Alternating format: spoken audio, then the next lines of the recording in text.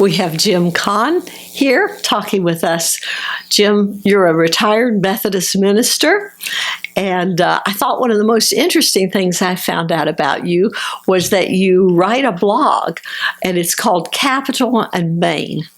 Actually, I write for a blog site called Capital and So Maine. other people are writers as well. Other people write. In fact, I tend to write from more personal perspective or a faith community perspective, but using secular language.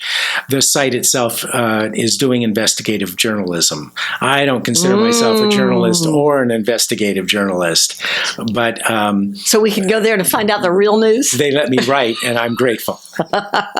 The great thing about Capital and Maine is that they have an editor, so everybody gets edited, and they have a fact checker.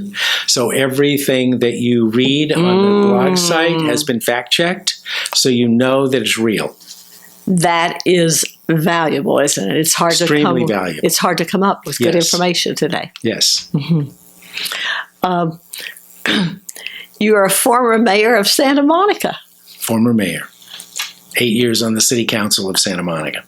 So you have had your feet on the ground in these efforts. I would say, I would not say that being on the city council is having your feet on the ground. I would say that when you are on a city council, you've already had your feet taken away from the ground. The ground that I have been involved with is starting a congregation, an activist congregation on the south side of Santa Monica, and starting over the course of my life 25 different nonprofit organizations that do have their feet on the ground.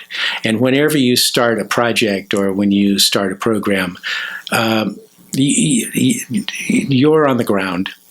If you're not on the ground, it isn't going to fly.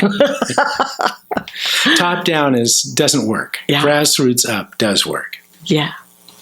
We're talking to you today because you also have a chapter in this book, For Our Common Home, Process Relational Responses to Laudato Si, the Pope's encyclical on the environment and ecology. Yes. I thought that one of the comments that you had in that essay was extremely valuable when you talked about the fact that the reason why we have so much climate change denying going on is that corporations that have the biggest stake in maintaining the status quo can throw up just enough questions, just enough, well, we haven't really examined this enough, just to slow down the decision-making process long enough that we don't see this as a clear imperative. We see this as now it can sort of fall into the political or the economic question and stay out of the imperative that it really is. I think you're absolutely right. That's exactly what has happened. There are now a lawsuit that has been filed by the Attorney General of California and I believe the Attorney General of New York State to ExxonMobil because it has come to revelation. We were now aware, it's been in the newspapers, that ExxonMobil in the 70s and 80s did research on global warming and the rise of the oceans and made for their company technological decisions to counter the effect in their own development of oil leases, particularly offshore. At the same time, they were putting tens of millions of dollars into the Homeland Institute, as well as other places that are disseminating denial of human-caused climate change. So the result is that on the one hand, they're actually redesigning their equipment to withstand the results of human-caused climate change, and on the other, they're funding the denial of that, and just enough to raise enough questions that it confuses people. Yes. And there's the problem. So they've been getting away with this, and now maybe they won't, because we now have the evidence in hand. So interesting. Truly. If you've been working with these communities over the years and working with the nonprofits that you've been starting, I think that you have indicated to me before we started this conversation that you have a huge interest in the importance of community, both as the context for self-reflection and the context for action. Well, Could yes, you say more about that? And I think this encyclical lifts this up, that we are able to do our spiritual reflection, because there's a community that holds us accountable to doing that reflection and that and doing those spiritual disciplines on the one hand, and on the other hand, can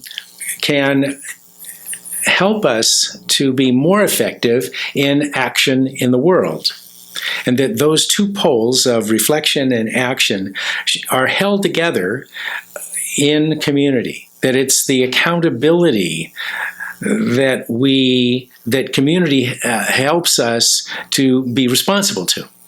Otherwise, we're either lost in our own sort of spiritual navel gazing, or we're lost in our activism until we get exhausted and burn out. Burnout, yes. And that's the big problem. I'm often asked, as a lifelong activist, how do you sustain yourself? What are the tools of sustenance? Well, for me, it is a community that helps me, or reminds me of the spiritual tools that I have at hand, and asks me, am I practicing those spiritual gifts, those spiritual tools? So for me, every morning, I spend time in a set of spiritual disciplines that I've evolved over the years that center me, that focus me, including facing the four directions, as simple as calling in the powers of the East and the South and the West and the North. How much more simple can it be? But it's a centering process. I often find that what I've been dreaming about, or what I've been anxious about as I face another day, it gets resolved or posed with clarity in simply turning in the four directions. So having a spiritual core has clearly made it possible for me to continue to be an activist. And I have started nonprofit organizations to work with poor and battered women, and neighborhood communities, and all kinds of sorts of situations. But I've also been involved in political change and political reform in the community in the city of Santa Monica. I've been part of political office, and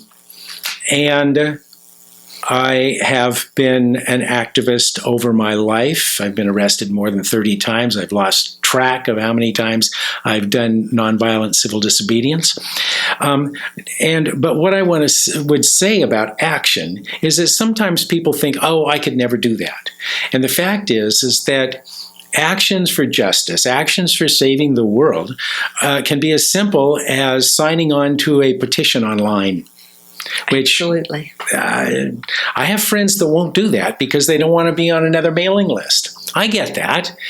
But on the other hand, you can always unsubscribe after you've signed on. To write a check to an advocacy project, I think that's an action, and an important action. I don't know any advocacy organization that doesn't need resources, financial resources. So, fine with me. I have processed down the street with others in clerical garb and in a clerical collar and whatever, many, many times, standing with people who are poor or struggling for dignity in the workplace, walking picket lines. The most boring thing I know is walking a picket line. But it's a spiritual discipline to walk a picket line. To what was it Rabbi Herschel said when he walked with Martin Luther King? He said, I was praying with my feet. When we are in a picket line, we are praying with our feet. I believe that. Yes. I've done that. I've been there. Yes. It's absolutely real. Yes.